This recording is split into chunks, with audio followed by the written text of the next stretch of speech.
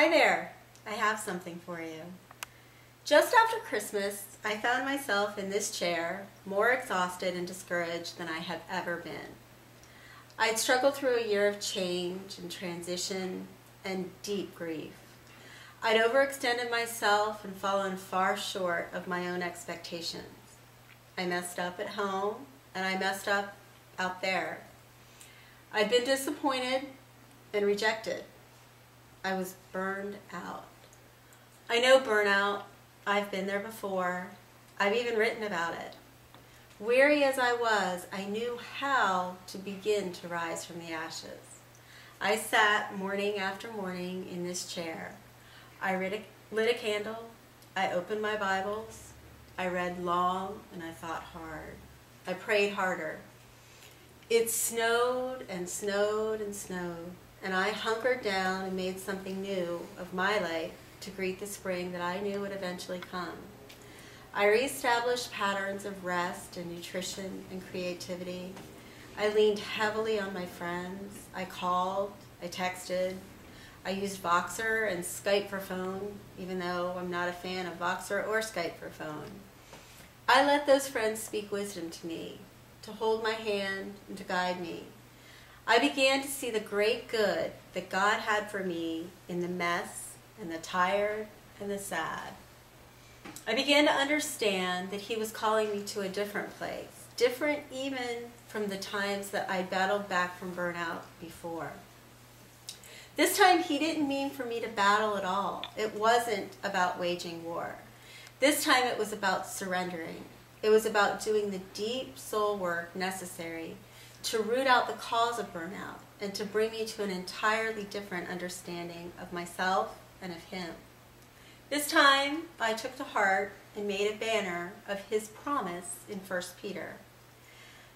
After your season of suffering, God, in all His grace, will restore, confirm, strengthen, and establish you. This time, I saw there was something more than the war on burnout. I prayed, and I read, and I journaled. I had fruitful conversations, and eventually I started to write. My intent was to take the old burnout chapter from my first book and just update it a little. And as that blanket of snow that has held me in and huddled close all winter begins to thaw, it appears that there is much, much more than I had planned. There is a full 6-week workshop.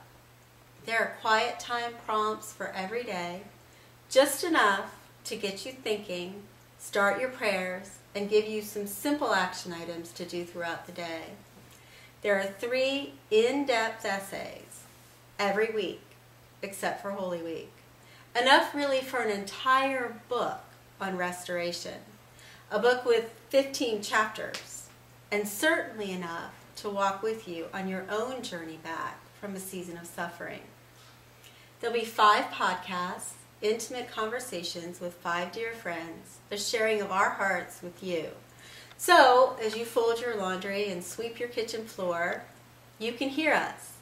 Your time of growing and changing won't feel quite so lonely. And there are some things to do with your hands, creativity tutorials, if you will, to make your days a little more beautiful and bring a little comfort into your life and the lives of the people you love. We begin together on March 16th. You don't even have to get out of your pajamas. You don't have to leave home. It doesn't cost very much. We'll have 4 weeks of thought, prayer, and community. And then Holy Week will be quiet with only a think, pray, act prompt every day. Then we'll come together again during Easter week to celebrate the great gift of God's transforming love for a total of 6 weeks of springtime.